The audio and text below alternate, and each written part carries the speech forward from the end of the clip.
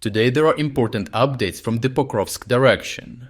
Here, building on the earlier success in reducing contingent in Myrnohrad, Ukrainian forces launched the second phase of a withdrawal operation designed to preserve manpower while maintaining control of the broader front.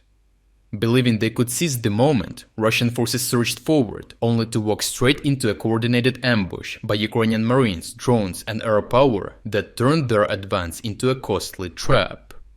The Ukrainian decision to pull forces back from the southern sector of Myrnohrad occurred, recognizing that continued resistance there would risk encirclement as Russian troops attacked simultaneously from both east and west. The Ukrainian 35th Marine Brigade was tasked with the most dangerous part of the operation, holding the flanks long enough for the main Ukrainian grouping to disengage and reposition to the northern part of the town. On the eastern side, Russian infiltration groups continued to push forward from Novoekonomichne, under the false impression that the Ukrainians were either fully withdrawing or that Russian forces controlled way more territory than they actually did.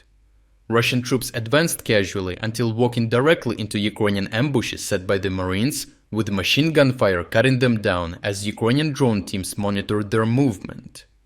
Even when the first Russian was killed, the next one still had no idea, underlining the lack of Russian drone observation over one of the main direct roads into Myrnohrad. On the western side, Russian attempts focused on the railway line below Rivne, where the thicker tree lines provided cover for small infantry teams trying to penetrate Myrnohrad from the west. They intended to enter the town from an unexpected direction and cut off the Ukrainian withdrawal as the Russians attempt to close the pincers from both flanks at once. The 35th Marine Brigade responded with extensive drone use, deploying FPV drones to strike infiltrators, octocopters to drop explosive charges on groups moving between tree lines, and thermal vision drones to detect concealed soldiers at night. Russian troops attempting to hide in buildings or bushes were easily tracked from above, with Ukrainian operators destroying them before they could disrupt the withdrawal. Amid Russian infiltrations aimed at cutting off the withdrawal from southern Myrnohrad, Ukrainian airpower played a critical role in preventing enemy attempts. To prevent Russians from targeting the soldiers with drones, Ukrainian F-16s targeted the Kapitolna mine, a key Russian foothold and drone operator hub. Several GBU-39 bombs struck the site, inflicting substantial losses in infantry, equipment and drone assets.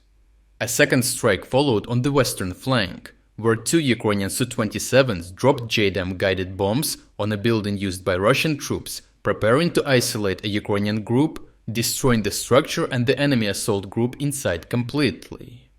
These decisive measures gave the Ukrainian command the time and space needed to re-establish defensive lines further north and conduct the successful withdrawal. The Russian command reacted in its usual contradictory fashion, claiming initially that the Ukrainians had failed to withdraw and that they had successfully cut everyone off. Just hours later, however, these same sources declared that they had taken southern Myrnohrad, an admission that directly contradicted their earlier statements. If Ukrainian forces had supposedly failed to withdraw, the Russians could not have taken the area without a major battle, yet no such footage or reports existed. This inconsistency revealed that the Ukrainian withdrawal had proceeded according to plan, and that Russian control of southern Myrnohrad was achieved only after Ukrainian forces had already repositioned northward.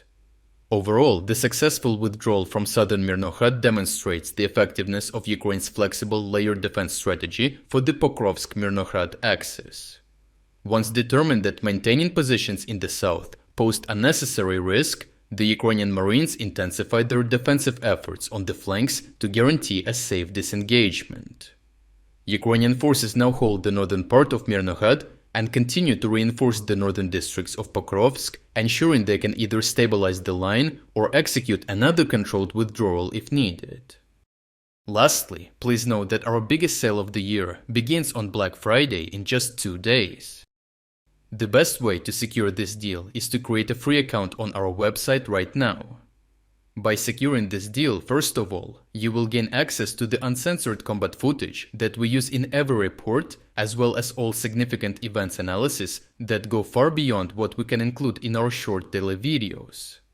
Secondly, you will unlock our timeline builder tool, the world's first artificial intelligence-powered system designed to connect the dots between the news in real time.